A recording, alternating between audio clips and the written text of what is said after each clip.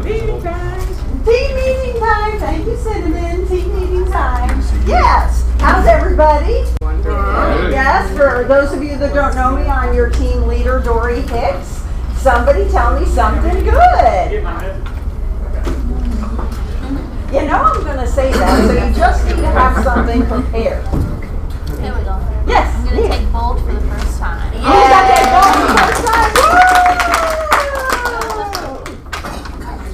What else? Chris? I see some joy. How things are tracking at the end of September, I should be debt free. I'm excited. Wow, debt free by September. That's awesome. How long has that been a goal? I mean, for longer than I've been really focused on it, but like probably the last year and a half, I've just really been trying to Awesome. figure it out. Awesome. High five, that's great. What else? What else? Vince? Unless I get hit by a meteor, I'm going to have 3 closings this month for the first time ever. Yay! And Vince, how long have you been in real estate? Since November. Since November. Awesome. High five. Air five. Air five. What else? Cinnamon? Anybody? No. No? Just Okay. air five. What else? Somebody else tell me something good. Somebody? One last one. Yep, Vince. That dog over here, Gracie, is really cute. That's the best Yes. thing that's going on. Yes. Yes. Yes. I agree. Everybody say hi to Gracie. Hi, Gracie. Something Sure. good. Yes. Emoto's has added on 2 new photographers thanks to all the great business coming from all these awesome offices of Keller Williams and everything. We've added on 2 more. They're going to be online in about 1 more week. And you'll have 2 more options availability, so we're up to 18 now. Awesome. That's fabulous. Great. You can come in. Thank you, everyone. Great. Great. Who else? Anybody else? Something. Adi, how was vacation? Oh my gosh. It's going to motivate me to work really hard because I've got another one. There you go. Plan another one. Yeah, I'm Work really hard. working Anybody else? Yes. Yes, Dora, I just want to say, Kayla and Lexi, they are amazing, to the vendors even, they're like a second hand. Last time I presented, I was in heavy traffic, there was an accident, all that good stuff we all know. So I always try to be here when food arrives, but I did not make it when the food arrived. Unfortunately, the food person too just dumped it on their lap, didn't do anything they're supposed to do, and they just took it, the ball, ran with it, and made it happen. So I just want to give kudos to their fantastic support for the office. And we agree wholeheartedly. Our leadership team works so hard to make your life as easy as possible. I posted that on Facebook yesterday. I really do truly appreciate the leadership team. They help run this office like a smooth locomotive. So I thank you all. Yes, Paul. I just delivered 50 backpacks in the lot. Thank you. Backpacks. Thank you. We're going to talk about that. That's awesome. Thank you, sir. Appreciate that. I think I need to click this room. That's all right. Okay. Alrighty. Anybody else that has something fabulous to tell me? Tell us. There are lots of seats. You may notice there are no chairs in the back of the room for a reason. Come sit down. That was actually planned to fill up the seats. Please turn off your cell phones if they go off during the meeting. We will be charging you $50 that will go to support KW Peachtree Road Cares. Okay. Alrighty, Shelly. Where's Shelly? Yay, come on. Welcome, Shelly. Not our new vendor, but our new rep vendor from 210. Thanks, Shelly, for lunch, everybody. Thank you. Yes, I'm so excited to see how happy you guys are. So I'm the Chick-fil-A lady, basically. No, but I think this is going to be my new thing. So whenever you guys smell Chick-fil-A, you'll just know that Shelly from 210 is here. Okay. So you guys may, I know that there's like a ton of warranty companies, and I know that you guys have like your little business room that has all of your brochures. So I want to talk to you really quickly, just kind of get 1-2 points out. First, I want to talk to you about why home warranty, and then I want to talk to you about, okay, so now I know why home warranty, but there's so many of them to choose from, so then I want to tell you why 210. So we got this bright highlighter Happy Dream, so you can definitely definitely notice this standing out among all the others, so easy to recognize. First of all, with warranty, so in February of this year, there was a survey that was done for 2,000 millennials who were first-time home buyers. Can anyone here guess, when they did this survey, what percentage of those millennials regretted their home purchase? 50?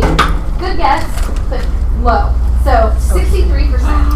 Wow. 63% of them regretted purchasing their home.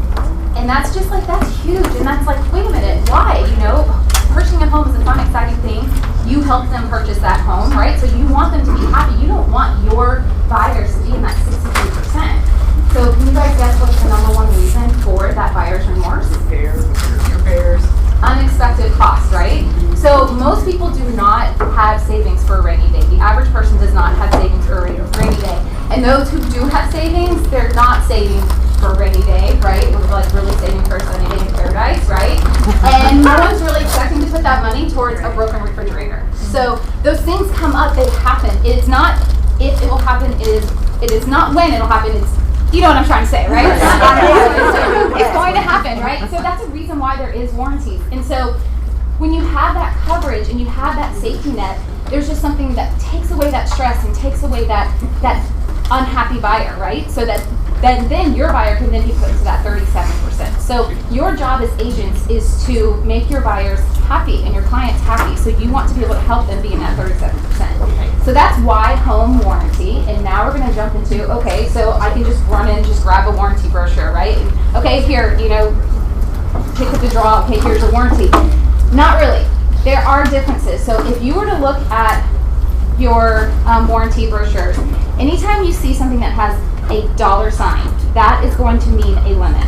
So if you're working with one home warranty right now, I challenge you to take a look at this. Look at what their limits are, because there are limits. And that is the number one thing that makes 210 stand apart from the others. Because many home warranties have caps and max that they will put on their HVAC, which is the number one reason for needing coverage, right?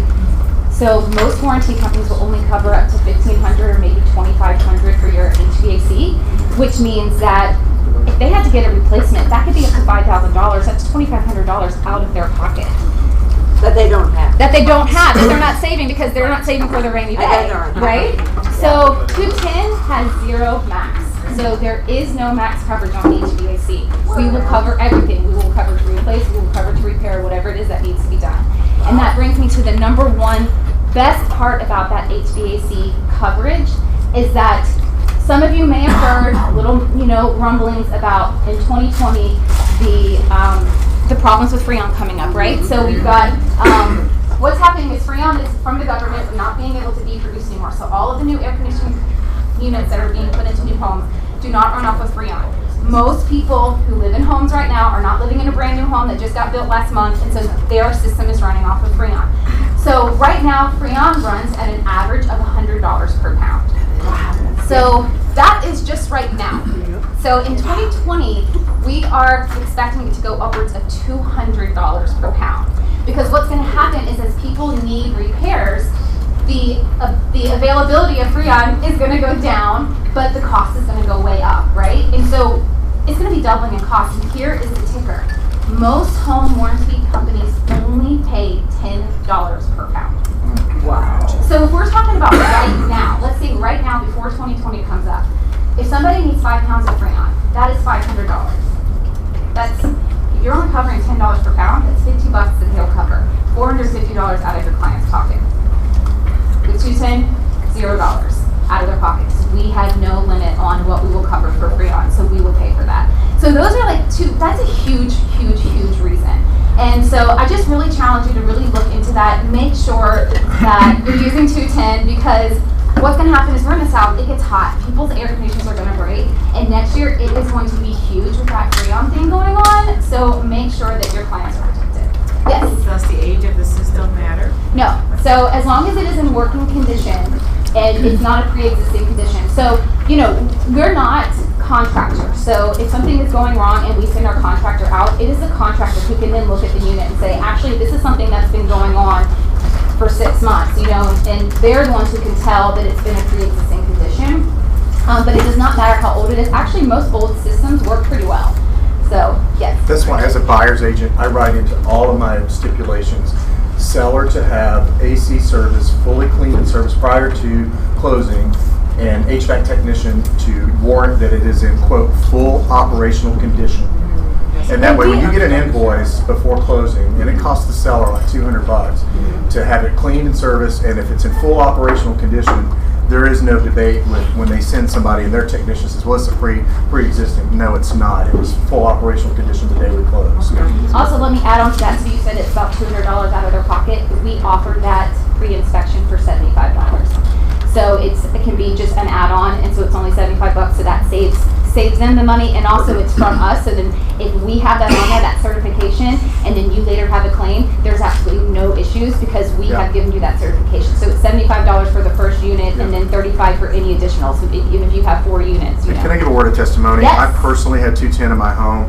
I had a problem with my air conditioning. I had to go to Home Depot. It literally was last August because my upstairs went out, and it was 95 degrees in my bedroom. And I spent $300 for a portable AC, got it in there.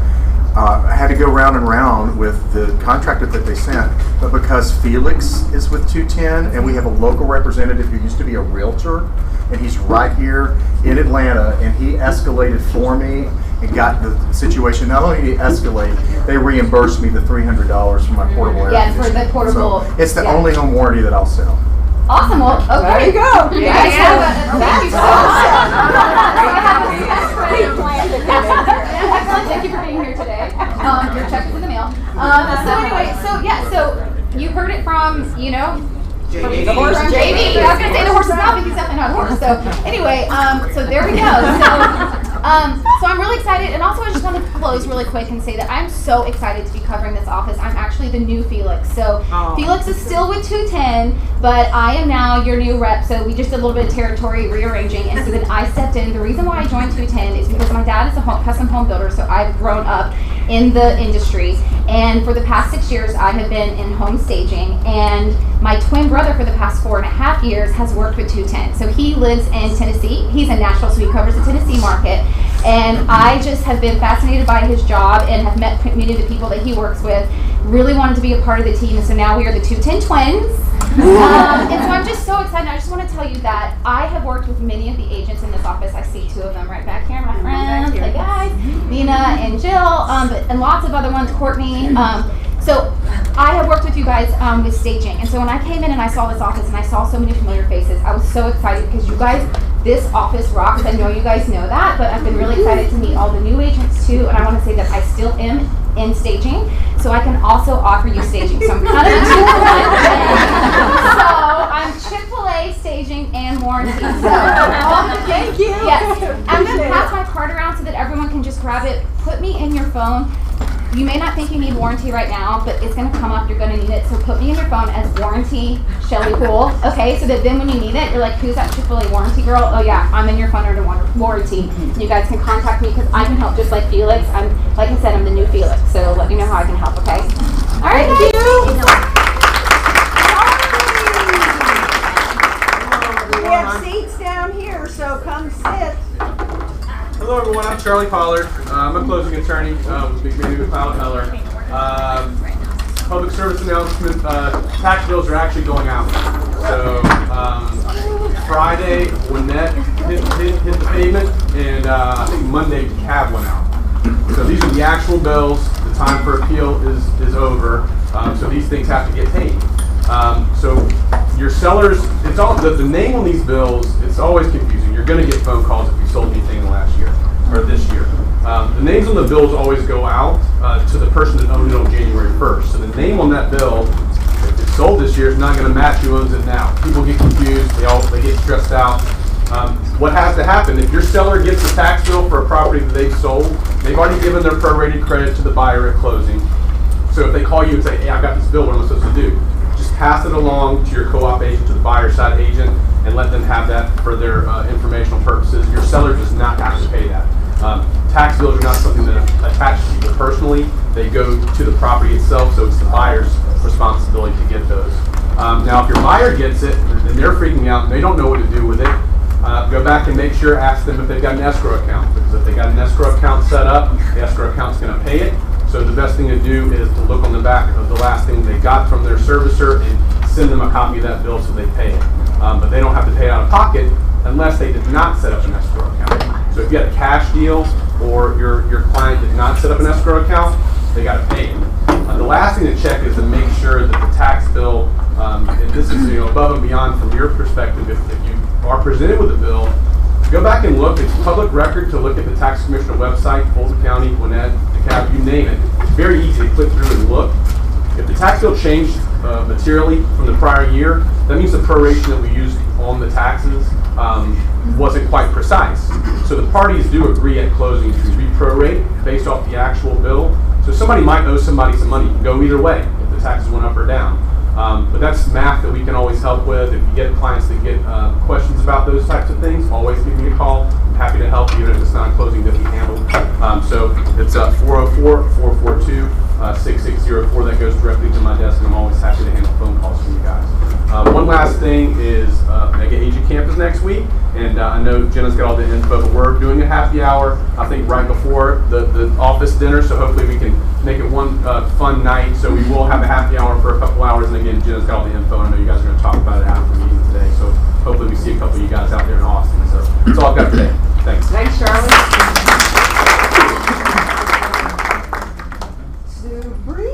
Hi, good morning, everybody. Don't trip. No tripping. Good morning. Good morning. Oh my gosh, really? Want to try that again? Try that again. Good morning. Thank you. So, who was at our personal and professional best event this last month?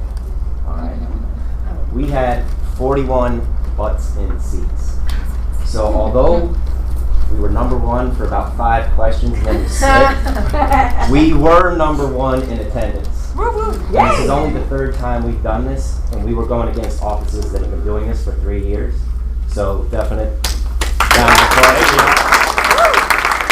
Our next event is on August 22nd at 11:30. It's on Mark your calendars, everybody. Mark your calendars. health, fitness, and managing stress. Oh, that's a good one. Anyone have stress? No. Justin had a record month last month. Kim had a record month. So thank everyone in here. Yeah, thank you. Do we know who it is? I knew you were going to ask me that. Kim, what do you got? Do we know who the speaker is for? I don't remember their name right offhand, but they're a health and fitness Okay, just background. curious. Okay. And this is the check for the 2 people that won personal and professional best. They each get $250 donated to their charity of choice. So that's we were 2 out of the top 10. So that's pretty good considering there were 20 offices that compete. We want the top 10 next time, Yeah. and the number 1 spot for the market center. We get a big trophy too, and there's a lot. It's like the Stanley Cup. Really? People are taking selfies. Okay. I'm not kidding. We're coming for it. Yeah, we're coming. But yeah, so Justin. So I want to talk to you guys about rates. We don't normally like talking about interest rates, but we get this question all the time whenever the market actually moves with the Fed. So what most people do not know or understand is that when the Fed, everything that you hear on the news and TV, that they are lowering rates, it actually has 0 correlation with mortgage rates. So when the Fed dropped rates, that doesn't mean that mortgage rates dropped 0.25%. So keep that in mind when talking to all your customers. Now, if you have an equity line, that's great because equity lines are tied to the federal funds and prime rate. So they're most likely going to end up lowering those rates again, come maybe September and then I think again maybe December. So that's very favorable. However, mortgage rates are most likely going to improve a whole lot over the next 6 months to maybe 12 months. Believe it or not, we are currently in a recession. Did you know that? Most people think, oh, well, the market's booming, we can't be in a recession. It really has nothing to do with it. Usually when we are in a recession, the market actually takes off and mortgage rates typically improve. So there's a very good chance that we could see the lowest rates ever in the industry over the next 6 to 12 months. So just kind of keep that in mind when you're talking to your customers. Let them know if you have any past customers, there might be refinance opportunities in the next 6 months. Hopefully in the next few months we'll start seeing that take place. And a lot of that has to do with the yield curve. And I won't go into that because that will just goes over most of our heads anyway. But it's definitely a very, very good opportunity. That's about all we have. Thank you for all your business. We definitely appreciate you guys. Thanks, you guys. Thank you. Thank you. So lower rates and get your air conditioning covered are the two main things so far. There you go. There you go. And exceeding expectations. Absolutely. Yeah. Thank you. All right, so we have just had our last session of Ignite. If you took Ignite, please go ahead and stand up. If y'all give it a round of applause for our graduates.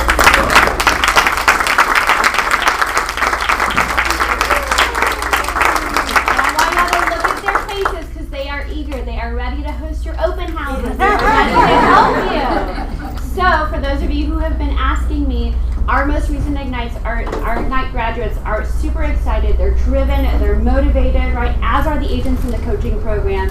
So, if you do need help with your listings, your buyers, whatever it may be, come and see me. We'll help partner you with an agent to help. So, congrats again to our Ignite graduates.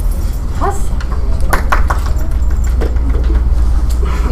Rachel, want to come up and chat?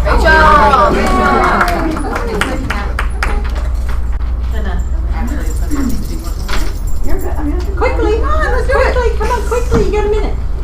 Okay, so we are we're doing a school supply drive for the Fugees, and we don't have a lot of time, but we definitely need your help. So there was an email that went out yesterday with a link to an Amazon account. And if y'all could just generously pour into your souls and click yes and send it to the office, we will be able to fully fund all the school supplies that are needed for this sweet school. And we really need a lot of help very quickly. So if you guys wouldn't mind going to the Amazon list and send us into the It's really office. easy. I did it last night.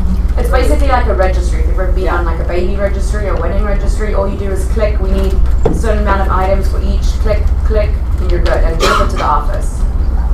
And I thank Paul because he had a connection for the backpack. Yes. Okay. Yes. Backpack for the backpack. So we thank you so much. So we're really looking for the stuff to fill the backpacks. Right. And it's a list this year, rather that we didn't have enough time to like ask everybody to fill a backpack. So based on the short amount of time that we've got, we're just asking if you could buy the supplies.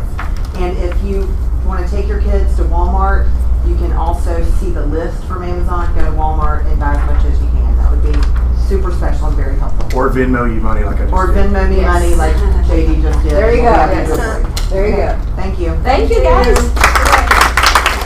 If you're going to Venmo, it's at Keller Williams Realty Peachtree. There you go. Awesome. So just a reminder, or it could be a, oh, I didn't know that. It really could be. So don't drown in a sea of real estate agents. Be epic. Do you know that we have a marketing department now in the market center? Does everybody know that? Let me see a show of hands of who knows that. Okay, so now you all know that. You all raise your hands. So Dana is our Epic agent representative. Dana Eisenberg, can you stand up carefully? Dana. They heard about this. Hey, Dana. Her cubby is right in this little fourplex over here, and we just sent an email out today announcing that they are in full swing and up and running in the market center. They are here to help you push the easy button. So when you need leverage and you don't want to do the marketing, they are here to help you do that. Okay? Very excited about that. And just to make sure you're all calm about this, I had some people walk by my office and say, where did the Atlanta Land Group go? Did they leave the market center?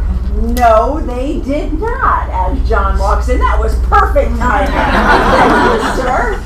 So it was my vision and commercials division when I took over to help expand the commercial division.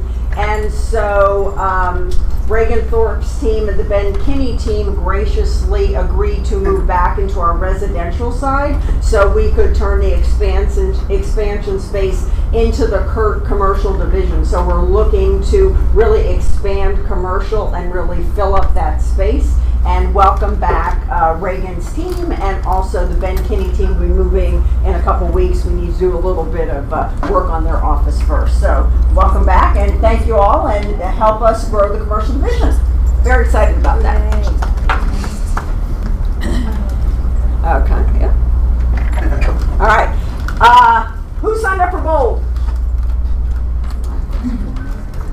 Okay, I saw a hand in the back there. So I had a discussion with James this morning. It is almost sold out for full Bold. So they are probably going to be adding another Bold session, which he'll explain tomorrow if we have enough people. So it's what's important is if you've only signed up for first step and you know you want to take the first Bold, which you really want to take the full Bold. You really do. I'm trying to put it into your psyche. You really want to sign up for the full Bold today. Go on and do that or email me and I'll send the information over to Chris. And Chris will get back to you. The new Bold 2.0 is very different. There's no fluff. Somebody said to me, you know, I really didn't like when they rained money on me because it just felt counterintuitive to we're not supposed to be commission breath. And so I texted James and I said, is that still in there? And he said, nope, they've taken all the fluff out. Technology is going to be delivered into Bold as it's released. So we're going to be in the room. It's going to be a great Bold. So if you're signed up for just first step and know you want to take the full thing, please sign up for the whole thing today. Alrighty, who's going to make a camp?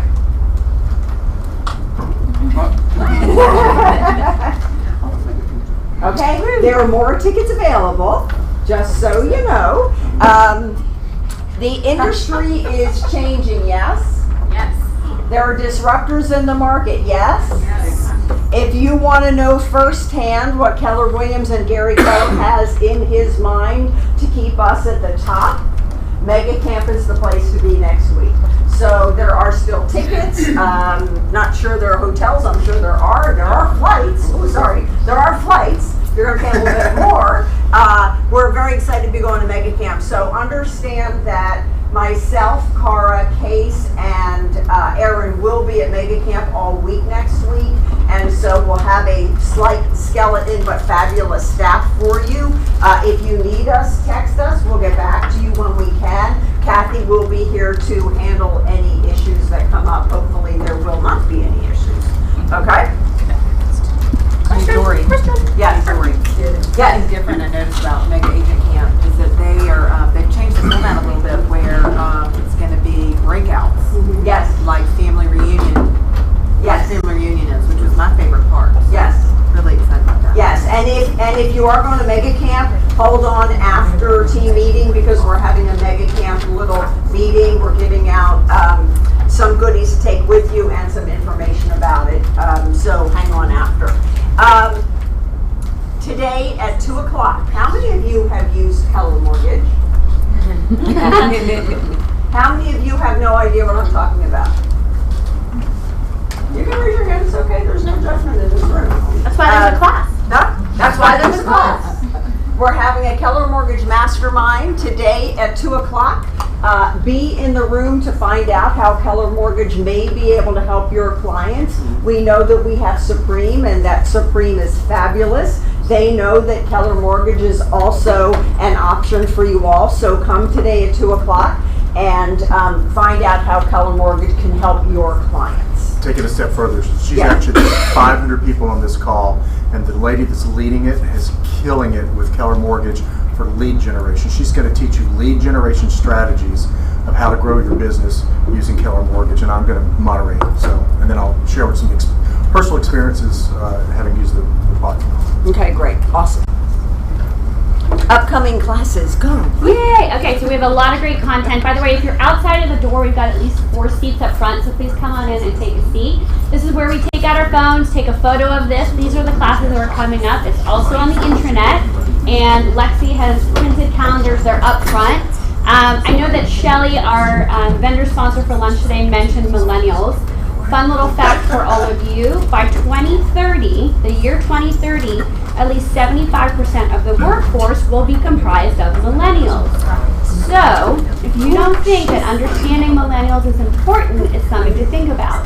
To that end, we also have a mastermind coming up for the top 20%. Now, if you're not in the top 20%, understand that that is something you can be in and attend these masterminds that are happening monthly. We have Chris Tuff coming, and he has written a book called The Millennial Whisperer. So if you want to know more about that, you'll get an invitation today, and it is invitation only, right? So if you've got a question about how to get into that mastermind, you can see Dory, and she'll tell you how you're able to get into those. So take a look at your classes. We do have a little bit of a light week with Mega Camp coming up, and then understand we are full blown. Something I want to make sure that you have on your calendar, it's not on here, it is coming up August 28th, okay? We are having a class for KW Command, and we're going to be talking about something called opportunities. So a lot of you have heard about a shift that we are making out of .loop, and that is what we're going to be addressing. So if you're figuring out how do I get paid, what do I use, you need to come to this class, all right? If you want anything else on the calendar, let me know. Thank you. Speaking of .loop, I'm curious, has anybody gotten a call from their sales force? I have. Well, emails. Email, not a phone call? Can't remember. Okay. So we sent out an email yesterday, and that actually came from Jean because maybe they just haven't gotten to our office yet, but evidently some .loop salespeople are calling agents, and they are representing themselves unfairly, saying that they're calling on behalf of leadership. So if you get a call from .loop asking for you to sign up for their service, please be aware that's not coming from us. We're 100% on board with DocuSign, and just say thank you so much and just hang up.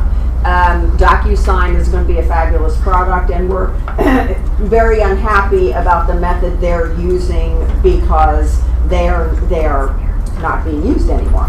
So, Paul. When will that change take place? We'll find out more at Mega Camp. What I heard was mid-September. The switch is going to happen. Oh yeah, it's a Keller Williams International.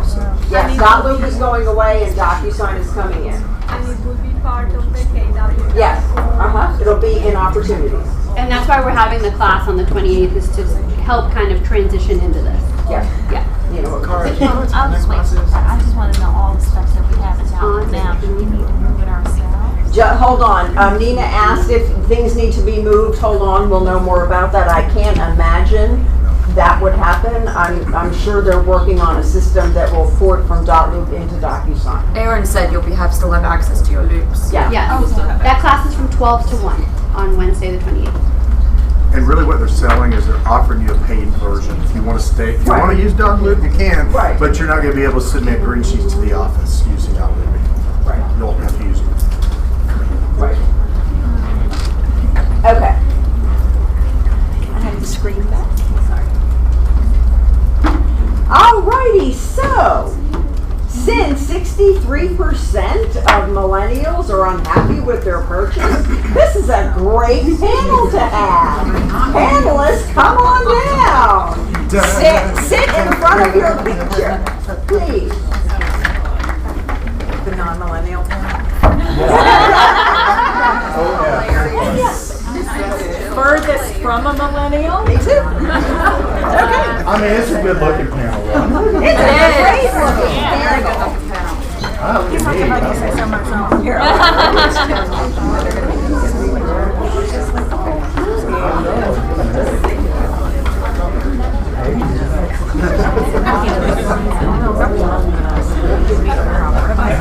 Okay, wait a second. We have to hug. We have a hug.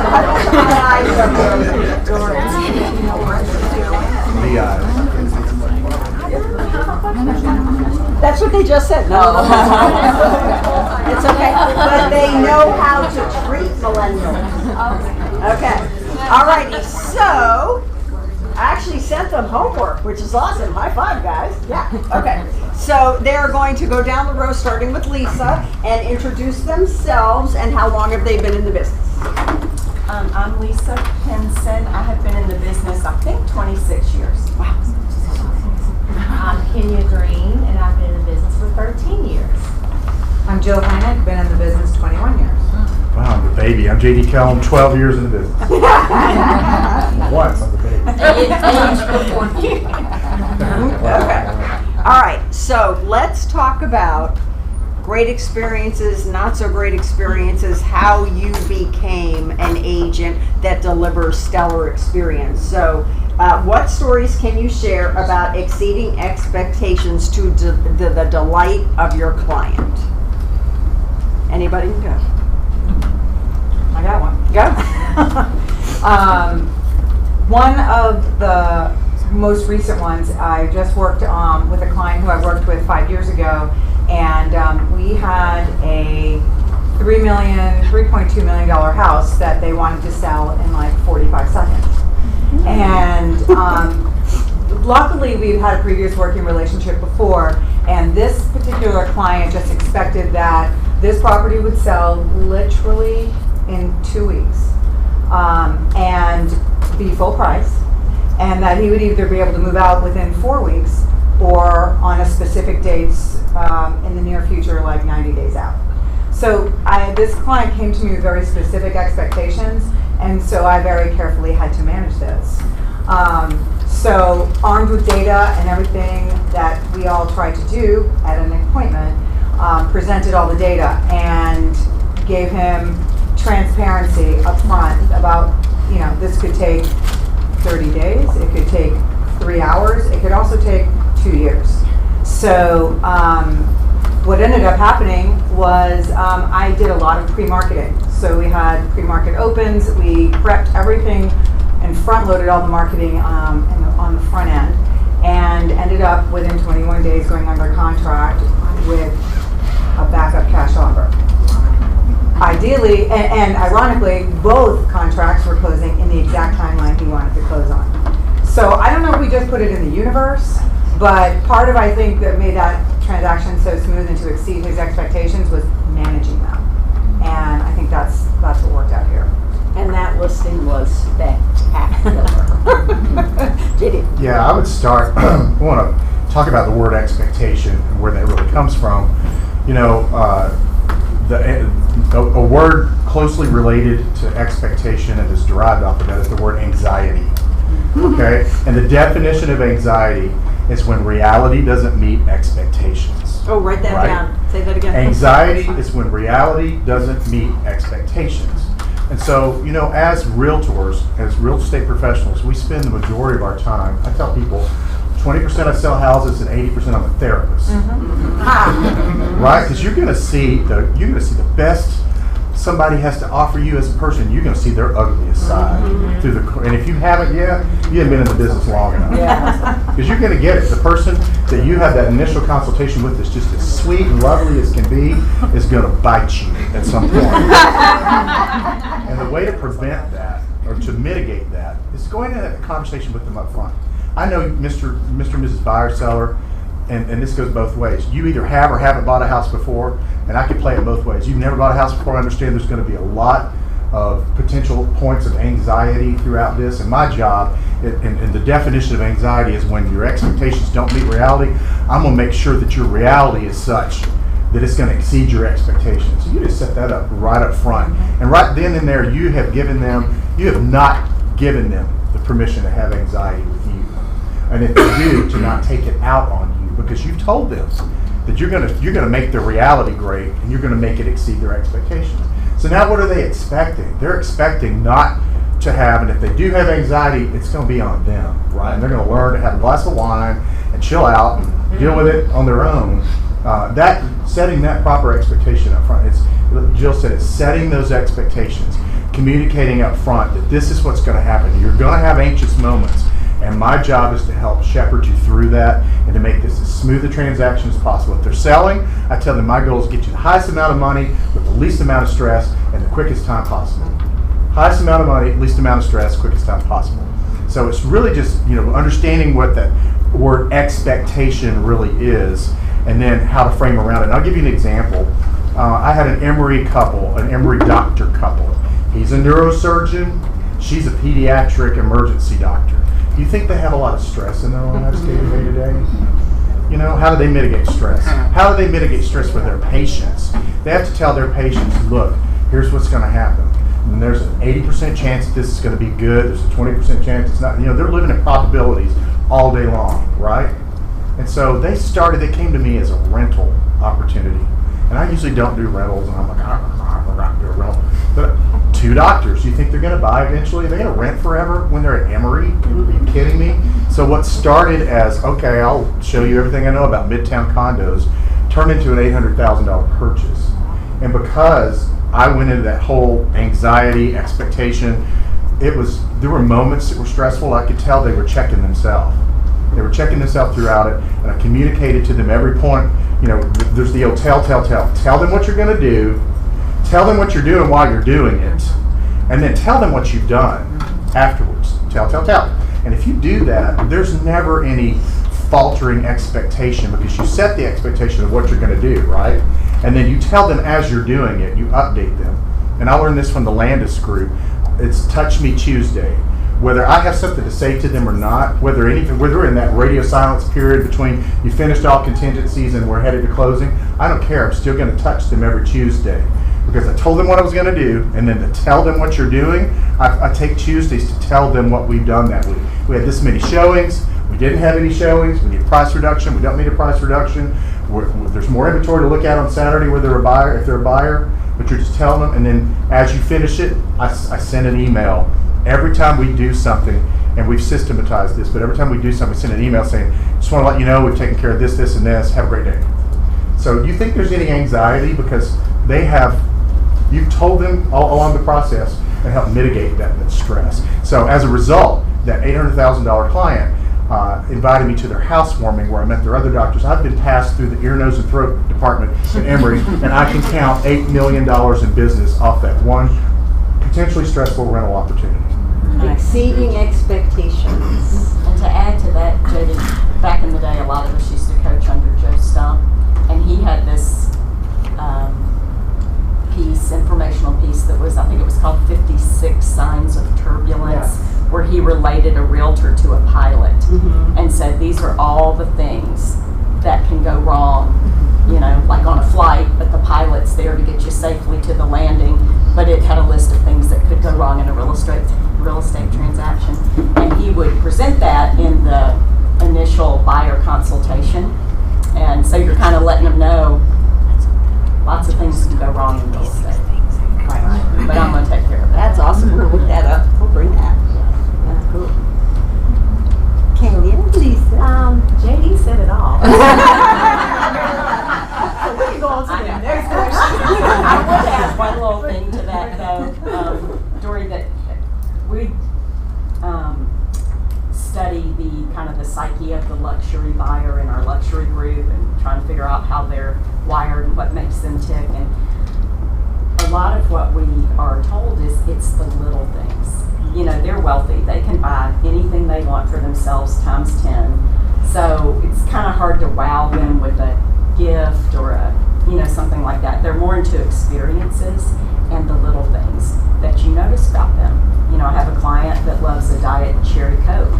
So when she gets in my car, there's a glass full of ice and a Diet Cherry Coke, and that just means the world to someone like that. That you noticed. That you noticed and you remember. And you're just trying to provide it because, again, I'm not going to be able to buy things for them as nice as they can do for themselves. Right. So noticing the little things. Right. And honestly, that is great for any client you have, because that's what will exceed their expectation and get you referral business. The fact that Lisa remembers that she likes Diet Cherry Coke and she always has one ready for them. When I had clients that had kids, I would find out just through talking to them what their kids' favorite little snacks were and have them in the car ready for them. So that builds that expectation and they love you forever. Maya Angelou said people don't care how much you know until you show them how much you care. Right. So they know how much you care. Right. I think just to piggyback off of JD though, setting the expectations, I think that's so necessary. And for me, listening is really key, I feel, in regards to exceeding your client expectations. And so I really work hard at the listening piece and shutting my mouth, because the more that you listen, you can really fully understand the client's needs. And then once you have an understanding of what they're needing, then really you can fully equip yourself to meet their needs, exceed it, be a problem solver, or whatever that may be. So I really encourage you guys to be a strong listener. You know, I mean, I'm so imperfect, and I don't do everything right. However, this part right here, you know, and I was a kindergarten teacher. I was like, touch your 2 ears and listen. So I have to remind myself too when it comes to each and every client, so I can make sure that I get them to the finish line and exceed their expectations. And asking questions. Absolutely. And that goes with the listening. When I took Bold 2 years ago with Rob Daniel, I thought this was hilarious that about the 6th or 7th class, he said, if I was your client, what would you buy me as a closing gift? Now, we had been in class with him for 7 weeks, right? And the first person said, bottle of wine. And he said, you know I don't drink, so that would fall flat. And then somebody said, Carl, you were in that class. What Starbucks? No, because there was something else, and he said no to that because he didn't do that. And then he was trying to get everybody to understand that what have you heard me say for the past 7 weeks? A gift card to Starbucks. He always walked in with a tall latte of some kind. And then somebody said, I would buy you a gift card to a running store because he was a runner. You know, so listen and pick up what your clients are telling you. Because to walk in with a closing gift that is just, if they don't drink and you bring them a bottle of wine, do you know them very well? Or you're not paying attention. Not paying attention, not listening, not asking questions. And a great question when you're in these conversations is tell me why that's important to you. Yes. Not just get the answer, but dig deeper. Right. Learn a lot that way. Okay, what makes you stand out? Well, I've been told. That's okay, you're allowed to pat yourself on the back. Humble brag. Come on, humble, put the humble that back. what makes me stand out among others that they have possibly interviewed is that I am direct but professional. I really do tell them what they need to hear and not what they want to hear. I kind of, in 21 years, kind of made that shift. Because for years you're like, I need to get this deal, I want to put them under contract, I want to make sure I'm getting them in the car this weekend. And I've kind of learned how to manage my own expectation of the outcome of this meeting, and the outcome of this meeting has to also match what I'm designing my business to look like, and I want to be a credible professional who's giving the information and being transparent. So direct but professional, and I've also been told that over-deliver on all promises. So that has been one reason why I'm still getting a lot of referrals from the same clients iterations later. I think for me, look, do what you say that you're going to do. So if you say something, make sure that you do it. And so I like to say, word is bond. I don't know if you've ever heard of that, but for me, that's a really big deal. And I've heard that I was an excellent communicator, and people say that I'm authentic, and they feel that when they're in a transaction with me, it's not about money, and they feel that I really care about them, and I pride myself on that. So servitude, for is that word at all? Servitude. Okay, yeah, servitude is If really, it's not, it is now. Right. That's Kenya's vocabulary. There you go, Kenyism. So I think those are some important points that I've heard might say. Lisa. I think for me it's kind of, and don't do as I do as they say. But for me, it's I kind of run a different business. I call it boutique by design, and I want to do a certain amount of business with people people I love, and I'm with them every step of the way. You know, I'm doing the contract, I'm at the inspections, I'm doing all the negotiating, I'm at the closing. They get me.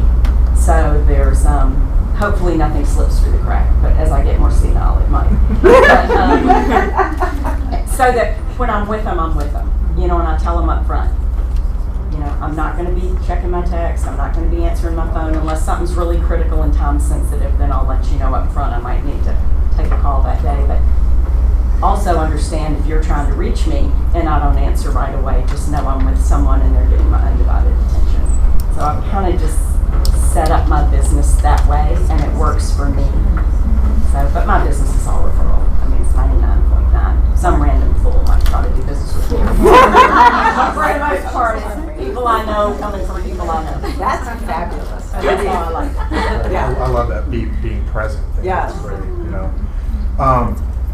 If you ask my clients, you know, many of them say, well, that guy knows his stuff. And I want to tell you something. I don't have any more advantage than over any of you. I don't care if you've only been in the business a month, because at the Rawls Group, we spend an inordinate amount of money on something called chart masters.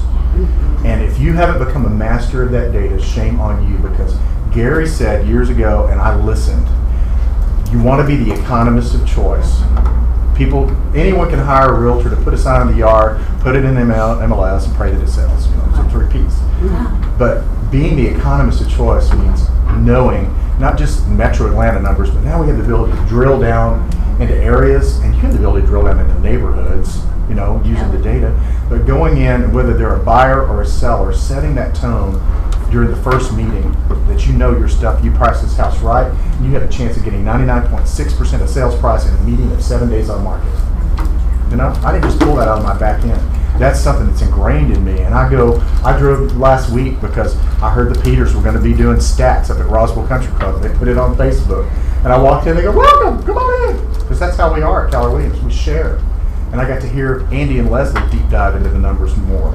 And the more you become a student of the numbers, and the more you eat, you just literally live and breathe that stuff, and the more natural it becomes to you, when you get hung up, and the market is shifting, and there will come a point, and it's coming a point already, to where I'm having to have price discussions with sellers. I didn't have to do it before, because you put it in and it's going to sell in a week. We got spoiled for a long time. If you haven't been in this business more than a year or two, we got spoiled, because for the last 2 or 3 years, inventory's so low, we put it in and it's gone. Well, now it's starting to be, oh my gosh, it's been on the market 2 weeks and we haven't gotten an offer. So if you have set the tone up front that you know statistically, if you price it right, it's 99.7%. If you don't, you're going to end up with about 92% and 3 times as long to sell it. And you're setting that expectation up front. Having those pricing discussions in 2 weeks is a cakewalk to secure. Remember 2 weeks ago when we talked about if we priced it right, we would know in the first 7 days? Well, the market has rejected your price. Right. And you set that up front, you know, if the market has rejected your price. So it's just being a real student of the numbers sets me apart, because even if I compete against other Keller Williams agents, I am, even other Rawls Group, I'm almost floored sometimes that they didn't put the data in their listing presentation or in their buyer consultation. It's there. It's free. It's provided for you. So. And it helps you lead the conversation. Yeah. It helps you keep control of the conversation, as opposed to letting them take control. Especially if you're a newer listing agent and you haven't had a lot of experience, you become a master of those numbers, and all of a sudden you have street cred. It doesn't matter if you sold 1 house or 100 houses. Because I guarantee you some of those old farts are getting complacent, and they're not having those conversations because they figure I'll just deal with it in 2 weeks because I'm so good at what I do. Yeah. I'm still a baby. No, seriously, I mean, the complacency is an issue. You're new. You don't have old habits to unlearn right now. Get in there and learn the numbers. So it's my recommendation. And you don't need all of them. We know that there are a lot of stats that Chuck puts out there. Dive into them, see which one works best for you, that works best to lead the conversation and stay in control of the conversation. Okay. How do you handle drama doing that. In a transaction, and do you shield your client from it if it's coming from the other side? Or if it's coming from your client and still exceed their expectations, so they still refer you? Well, I literally have to take a step back and do that. But that didn't happen in the beginning. In the beginning, I lost my mind on the phone with whoever it was. That does not set the tone for the transaction, right? So what I have done in order to avoid the drama is to really dive in with the co-op initially and build that relationship with the other agent. And we already have an open dialogue. God forbid any drama does come up. If it does come up, and let's say it's my client, I have really learned how to have a very calm voice with my client when they're over the edge. And I know behind the phone I'm about to go over the edge. I will say to them, I have heard everything that you've said. I've taken notes. I'm going to call you back in an hour. 10 years ago, I wasn't doing that. 10 years ago, I was in reactive mode. And that did not bode well. It would close, but it was just a bumpy road. So in order to smooth that out and kind of pilot the drama or manage the drama, it was more about taking a step back. And, you know, in the beginning of your career, you're thinking a lot about, you know, this transactions are money, right? And so you're trying to get things to closing. But at the end of the day, I have to look at the bigger picture, and I want this client to want to refer business back to me. Nothing is ever smooth. We talked about managing expectations on the front end. So knowing that there is going to be a speed bump and being able to kind of step back and say, remember we talked about this? Let's take a step away, and I'll circle back around with you. So that has been really one great tactic for me. That's worked well. Gives you a chance to calm down and gives them a chance to calm down. I am boiling. I am boiling. So I just kind of step back. Lisa.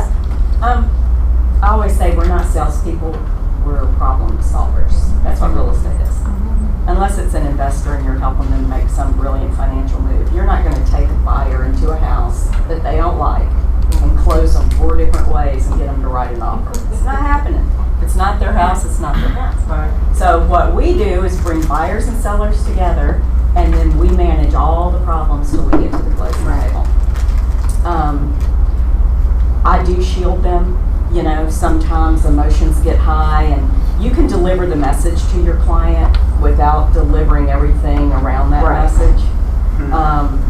And I didn't always do that well either, and some days I probably still don't do it well. But, you know, I try to, and when they're getting upset and they're getting, you know, it's personal to them, and it's one of the most stressful things you do in your life. And they're usually doing more than one at one time. New job, you know, family change, moving, all of it's big deal stuff. So their emotions are high anyway, so we have to be the adult. But, well, we do. We have to be the calm in the storm.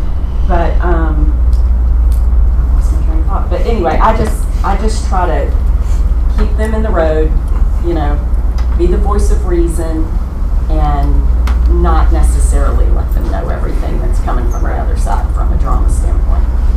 What's the bold law that Lisa's talking about? Logic makes you and so as a realtor, you really need to sit in logic, because most of the agents and the buyer and seller, they're sitting in emotion. That's right. It's highly unusual when you have somebody totally logical, then you have to flip it and sit in emotion a little bit, yeah? Okay. So I always tell agents, you're Switzerland. You are Switzerland. You are the neutral party here. You're the neutral country. Your job is to get your client to the closing table. Another thing is everybody's got a story. So if somebody suddenly goes off on you, you know, try not to take it personal. For all you know, they just got told their mom has cancer, or their husband just came in and said, I want a divorce. I mean, you don't know what's happening in their world. And so sometimes when my clients are getting upset, I'll say the same thing to them. You know, everybody's got a story. We don't know what's going on over there. We're all doing the best we can. Absolutely. And I think for me, I have to pray. You know, I have to get up at 5 o'clock in the morning and say, Lord help.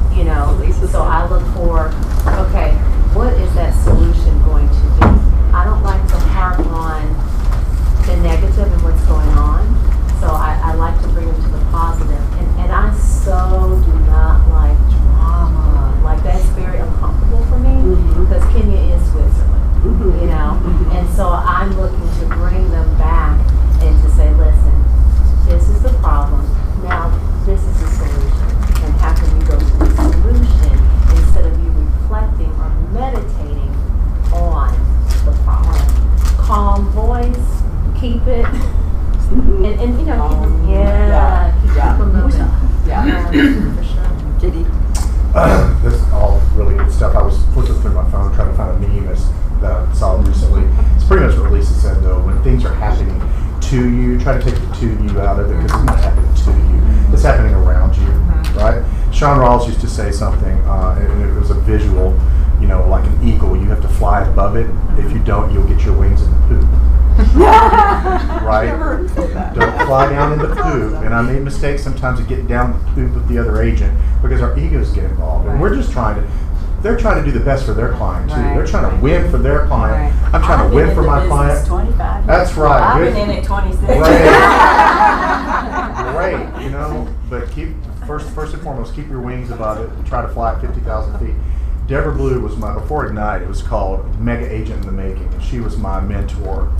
And she told us something one time, and I'll give this to you, and it has never left me, and that is you are not buying or selling anything. Right. They are. And when you remove yourself, that allows you to go to that neutral mode. And you're just in contract administration role. Right. You're just there to administer a contract and to make sure that your client gets everything that they can. But you got to also understand that it's win-win. And you've got to help your client understand that. And this is back to the expectations thing. During the consultation, whether it's listing or buyer, I let them know, look, there are going to be moments to where we don't feel like we're winning, and we will find the win in it. But just remember that it's got to be win-win for that other party to sign on to this. They've got to have some sort of a win too. So you set that up at the very beginning, and you also, I tell them going into it, one of my jobs is to shield you from some of the emotional stress that's going to be happening during this transaction. So I'm going to try to deflect as much of this, and you just let them know right up front, because of the mistake I made as a very young agent. I tried to engage a couple of times to where I was Superman, and I would tell them all the drama. Well, that agent called me, and he was this, this, and this, and I said this on your behalf. You know, well, all of a sudden they started thinking, you know, every time something would happen, that agent and his client was the bad guy in their mind. And then when I wanted to try to undo it, they were so on defense that they fought so vehemently during the last bit of negotiation because, well, remember what, you know, I know that I created that. Instead of whether it's you're dealing with the most inept, horrible co-op person who's treating you like dirt, your client does not need to know that at all. They just need to know that you're doing the best job for them and that the process is smooth and blah, blah, blah. Now after the closing and you take them to dinner and then you want to tell them nightmare stories, they will love you. They're like, oh my God, thank you for saving me. I've told people that before. I didn't know that was going on. I've told people, look, you didn't know what was going on, but this happened and this, and this. And they were like, thank God you were in our corner, you know. We do want a love fest at closing though. Yeah, you want the kumbaya, you don't want separate, because if you do what I did as a young agent, you're going to end up so disenfranchised with parties, you're going to have separate closing. Nah, I'm not going to be in the room with them. And then it's not pretty. And then I get a phone call. Yeah, sitting in a tense closing where nobody's talking to each other, it's much better to have a kumbaya and everybody's having a love fest at the table. Because, you know, at the end of the day, that seller is leaving a property that they love. Your buyer is buying it and vice versa. And you want it to be somewhat of a love fest. That one's great. So if it's like a Duffy agent and you're not, do you give the expectation of, okay, we're probably not going to be able to get them on the phone? Yeah. Like, is that different? Yeah, if we're going into something that's a for sale by owner or a Duffy, it's one of the models that's a pretty much sell it yourself and they pay some reduced fee kind of thing. Yeah, so set those expectations up front. Look, I understand this is the house for you. I want to tell you what we're going to encounter throughout the process. It's going to be difficult. I'm going to try to shield you from as much of it as possible, but please be patient with me because I may not be getting all of the information from the other party because historically that's just the way they operate. And then, you know what? It's like, ooh, okay. Maybe we don't want this house. No, they do. That's the house for them. Just know I may not always have all their information for you as quickly as you're accustomed to me giving you that information because it may be difficult for me to get stuff from them. Especially if there's an HOA involved, that's another whole story. Okay, to wrap up, how about 3 tips from each of you that would help the agents increase their level of expertise to exceed client expectations? I got 3. Okay, go. I have know who you're talking to. Kind of to what Lisa, what Kenya was saying about listening and and really kind of understanding what kind of person they are. Do they care about the details, or they just want a high-level overview? Most of the time, if you're in a couple situation, one is one thing and one is the other, so you have to balance that. Don't waste their time or attention. Be upfront. The first thing I talk about in a listing appointment is the commission. That has changed over the years. We know that they're hearing yada, yada, yada until I talk about commission. So if I want them to focus on the process and what we're doing to, all our shiny new listing and marketing stuff, we need to talk about commission first. And they appreciate that so much, and then it looks like they relax. We've already talked about it, it's transparent. And then from a buyer perspective, the buyers are concerned about being the first one in. So I'm very clear about financing prep on the front end. So that has to happen first. If if I haven't talked to the lender, I don't see a lender approval letter, we're not even looking at anything, we're not making any offers. And it doesn't matter if they're $1 million cash buyer, send me the POF, I don't care. Or an $80,000 condo buyer. We have to have that at the consult. And this establishes me as a credible professional and somebody who takes their business very seriously. So those are my 3 points for you. That was awesome. Kenya. How about 10? I'm just going to go back to the listening piece of it. Definitely you want to practice on being a good listener, because I think that says everything, not only about yourself, but it gives you the ability to learn what they need, and I think that really helps in regards to customer service. Show you care. Just show that you care. I think people at the end of the day too, they want you to care about them too.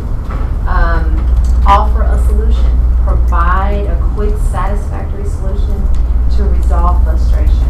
Because when you can do that and put out fires earlier on, it really helps to create a smooth, hassle-free transaction. Another one I wrote down too was always respond in a timely manner. I think you said something with millennials too. They want you to respond like quick. So 5 seconds ago, okay? So make sure that you're responding in a timely manner. And for me, what is, Rita said it, RESPCT, respect.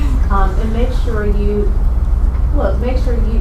give the respect that you deserve, and then you give that respect back. Okay, Hakuna Matata.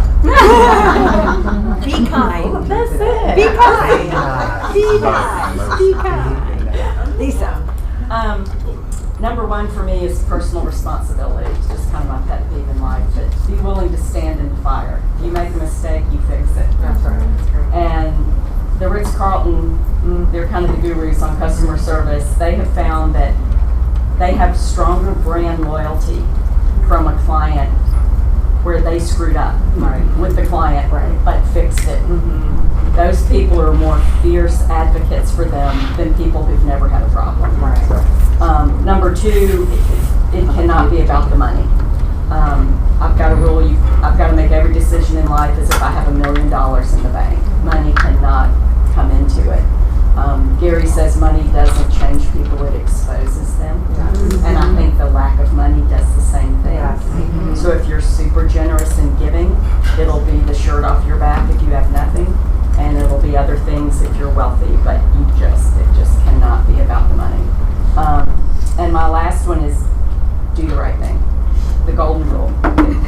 People go, there's some gray area. No, there's not. There's a right thing. There's an answer. There always is. You know what it is. Do it. Awesome. JD. 3 really pragmatic things that you can do to ensure that you're going to get. Because at the end of the day, exceeding expectations, what we're really talking about is creating and delivering an excellent customer experience, right? Who does a great job with customer experience? What companies? Think about it. Disney. She mentioned Ritz-Carlton, Neiman Marcus. These are people, Amazon. These are about experiences, that they create these experiences. And so the 3 things that I've realized that these companies all do, number 1, don't wait till it hits the fan to fix it, okay? Remember I talked about Touch Me Tuesday? If I don't have anything else to say to them, I ask them, hey, could you just give me a little bit of checkup on how we're doing right now? Is there anything that we could be doing better? Is there anything that I could be communicating better to you? You know, check yourself weekly with them. And they're going to go, no, everything's great. And that's what does that do? That reinforces every time they say, no, everything's great. No, everything's great. No, everything's great. No, everything's great. After they've said that maybe 6 to 8 times, and then you survey them at the end of the transaction, what are they going to say about you? Everything's great. And what you go do with that survey? That's called a Google review, right? And you go put it out there and you're going to post it. So that's the one thing. Number 2, you've got to systematize your follow-up. If you don't systematize your follow-up, you will not do it. And I don't care if you have a system right now, you know, whatever CRM system it is, use it to its fullest. If you don't, you have access to Google Calendar. It's free. And if you have to literally make a point to say, in 2 days, call her to follow up on this, you know, just make sure that you're finding a way to systematize your follow-up. Because if you don't, you'll feel like everything's kumbaya, and then all of a sudden it hits the fan, and then you got to go into fix-it mode, right? But if you systematize your follow-up, you won't have that problem, and it'll look like you're on top of every step. I'll give you an example. I never, ever, ever wait for the buyer to call me 8 hours after inspection and say, you haven't heard anything yet, or the seller either. I put it on my calendar 6 to 8 hours after I know the inspections occurred to call them and say, we don't have the report yet. I just want to let you know that inspection happened and everything, you know, because I've already heard from the buyer's agent, the buyer was there, they didn't find any major broken bones, all that. Right. I just go ahead and tell that to the seller. So they're not, where's the report? Where's the report? Right. Don't let them ask you for stuff. So that's systematized. And the third thing, study. Study, study, study. Learn what it is to deliver an excellent customer experience. And I just Googled earlier, and I've read some of them, some of them I haven't. But you can Google 25 best new customer experience books to read in 2019, and it comes up with a list. And the one that I have on my focus, I'm going to tell you, as a man working with a lot of women, there is a book called Winning Her Business. Guys, I mean, you really want to go deep dive in who's more likely to give you a referral or a recommendation or a review? Do you think maybe you want to learn how to sell to women? Winning Her Business. That's my next book to read. And I say that joke, but I'm serious, because just when I think I know it all, I don't. Are you sure that's a business? It is yeah. It's winning her business. Winning her business. But, you know, I mean, these companies, Disney, Neiman Marcus, and Ritz, they spend an inordinate amount of money. Look at their marketing sometimes. It's very eye-oriented, you know. It's very eye-oriented. There's a reason for that. Women make a lot of the purchasing decisions, you know. And when you're dealing with a real estate transaction, I can't tell you how many times women are really the lead in, and well, you've got to bring the husband in for the clothes and all of that. But, you know, it's changed my focus. So I'm really becoming a student of, when I got into luxury, I listened to everything Kay Evans said about go read the Mind of a Millionaire, or how rich people make decisions. You want to sell to rich people? Go learn how they make decisions and what they like to do when they're not making decisions and all that stuff. So just, you know, systematize your follow-up, communicate really, really, really good up front what you're going to do, and become a student. Anybody Always. have any questions? Good information? Yes. Right panel? Yes. We thank you so much for your time. There is no team meeting next week. We pick it up the week after. Have a great couple weeks, and we'll see you after next camp. Dory, 5 minutes. Stop and break. Yeah.